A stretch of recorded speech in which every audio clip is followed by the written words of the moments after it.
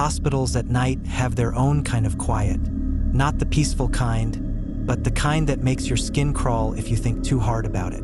The fluorescent lights buzz overhead, footsteps echo down empty halls, and somewhere, machines beep steadily in dimly lit rooms. It's never truly silent, but it always feels like something is lurking just beyond the edge of sound. I used to hate working night shifts. Now I don't mind them. There's less chaos, fewer people. It gives me time to breathe. The only thing I've never liked is my break. There's no proper lounge, just a small outdoor area around the side of the building near the parking lot. A rusty bench, a vending machine that eats your money half the time, and barely any lighting except for a few weak lampposts scattered along the lot. Most nights, I just grab a coffee and stay inside. But that night, I needed air. The moment I stepped outside, I noticed the van, white, unmarked, parked at the far end of the lot, just beyond the reach of the lights. The engine was running. The driver's window was rolled down, but I couldn't see inside, just a faint glow, like a cigarette ember flaring in the dark. Something about it put me on edge. I tried to ignore it. Maybe it was a delivery driver finishing up paperwork, or a rideshare waiting for a passenger. I leaned against the railing, sipping my coffee, forcing myself to relax. Then I heard a door open. Footsteps approached, slowly. A man's voice called out, casual but firm, asking if I had ordered food. I turned and saw him. He was holding a takeout bag, wearing a polo with some kind of catering company logo I didn't recognize. His baseball cap was pulled low over his face. I told him he had the wrong person. He didn't react right away, just stood there, gripping the bag a little too tightly. Then he said he had an order for the hospital and someone needed to take it. I glanced at the bag. No receipt, no name written on the side, just a crumpled brown bag. I told him again no one here ordered food. He didn't move, said he couldn't leave until the order was taken. Something about the way he said it made my stomach tighten. Too insistent, too rehearsed. I took a step back, closer to the door, told him he should check inside at reception. For a second, he just stood there. Then suddenly he smiled, shrugged, said it wasn't a big deal, must have been a mix-up. He turned and walked back to the van, but he didn't get in. He just stood beside the open driver's door, watching me. I backed inside and locked the door behind me. My hands were shaking as I called security. The guard on duty listened, told me he'd check the cameras, and asked me to stay inside until he got there. A few minutes later, he arrived, flashlight in hand. By then, the van was gone. Still, he took my concerns seriously, said he'd review the footage and get back to me if he found anything. I went back to work, trying to shake the unease. But an hour later, the guard came back. His face was tight, serious. He asked me to follow him to the security office. On the screen, the footage was grainy but clear enough. The van had been there for hours, not parked, circling. Every 20 minutes or so, it looped through the lot, pausing near the brake area. At one point, the driver got out and walked around, checking the side doors. He wasn't delivering anything. He was waiting. The police were called, but there wasn't much they could do. The plates weren't visible on the footage, and technically, the man hadn't committed a crime. They told me to be careful, not to go outside alone, to report anything suspicious. I didn't need to be told twice. After that night, I never stepped outside on my break again, and I never saw the van again. But sometimes, when I'm leaving work late, crossing the dimly lit parking lot to my car, I feel it. That same unease crawling up my spine, like someone is watching, like somewhere, out there in the dark, the van is still waiting.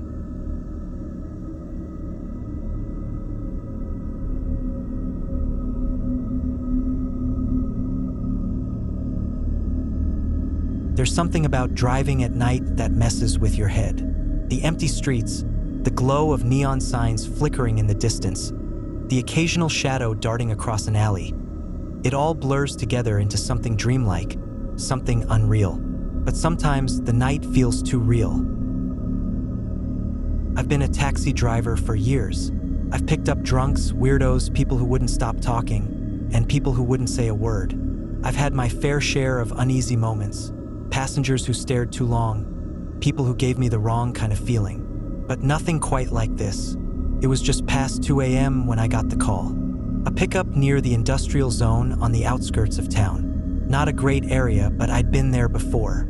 The factories shut down years ago, and now it was just a wasteland of abandoned warehouses and empty streets. The kind of place you'd expect to find someone doing something they weren't supposed to be doing. I pulled up to the location, but no one was there. The street was quiet, just the faint hum of a distant highway. For a second, I wondered if it was a prank. Then I saw him, a man stepping out from between two buildings, moving like he'd been waiting in the shadows. He was tall, lean, wearing a long coat that hung a little too loose over his frame. The streetlight barely touched his face as he approached. Without a word, he opened the back door and slid in. I greeted him, asked where he was headed.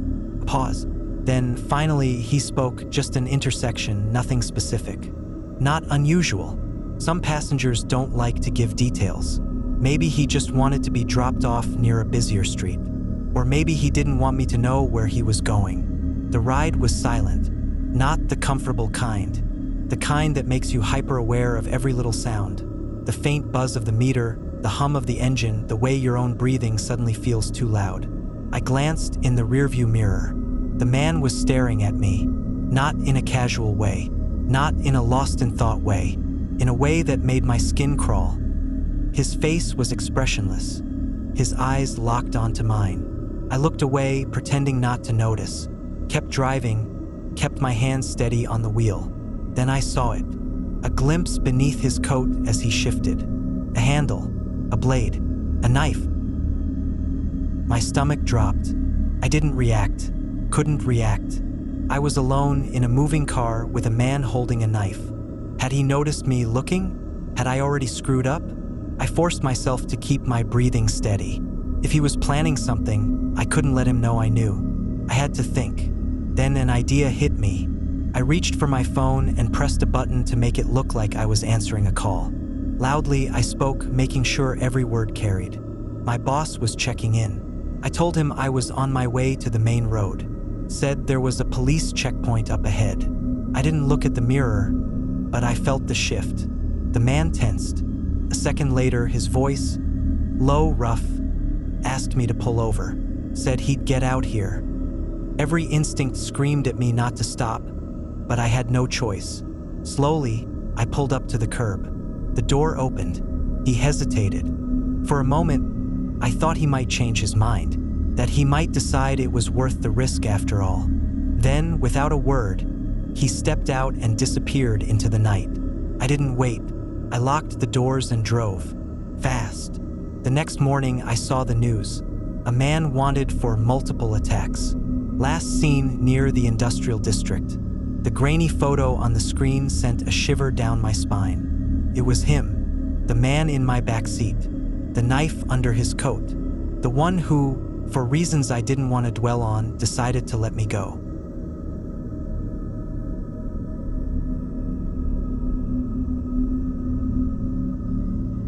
If you're drawn to tales like these, consider subscribing to Spectral for more chilling entries waiting to be uncovered. And if you have your own haunting story that you'd like featured in an upcoming compilation, we'd love to hear it. Just email us at spectralentries@gmail.com. Now, let's get back to the video.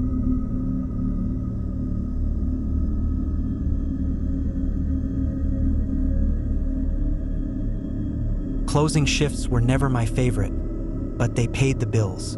The worst part wasn't the smell of fryer grease that clung to me long after I left or the rude customers who couldn't believe we ran out of nuggets at 1:30 a.m. No, the worst part was the walk to my car. It wasn't a bad neighborhood. Not really.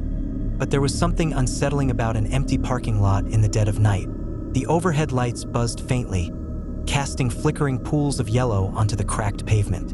Everything felt too quiet. The kind of quiet that made the back of my neck prickle. I pulled my hoodie tighter around myself and fished my keys from my pocket. A few coworkers had left minutes before me, but my car was parked in the farthest corner, near the dumpster. That's when I saw him. A man sat in an old sedan a few spaces away, his face barely visible behind the glare of his windshield. He wasn't eating, wasn't on his phone, just sitting, staring. I slowed for half a second before forcing myself to keep walking. Maybe he was waiting for someone. Maybe he was another worker on his break. Maybe. I reached my car, unlocking the door as fast as I could. The metal handle was cold under my fingers.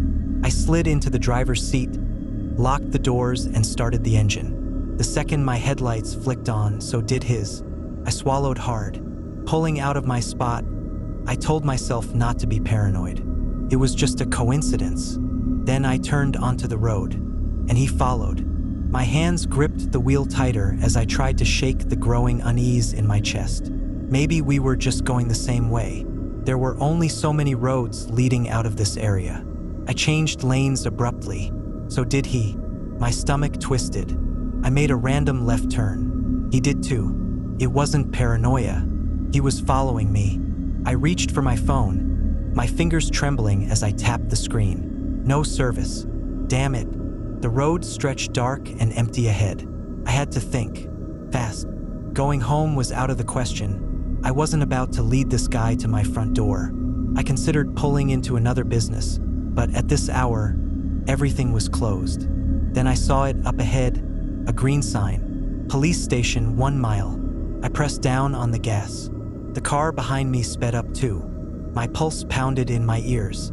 My mind raced with possibilities. What if he tried to cut me off? What if he didn't stop? The police station came into view. A squat, brick building with a handful of parked cruisers out front. I swerved into the lot without hesitation. For half a second, I thought he would follow me in. But then, his headlights swerved away. He kept driving. Not slowly, not cautiously, fast, like he didn't want to be seen. I sat there, gripping the wheel, breath coming in shallow bursts. For a long moment, I couldn't move. Then, finally, I forced myself to get out and walk inside.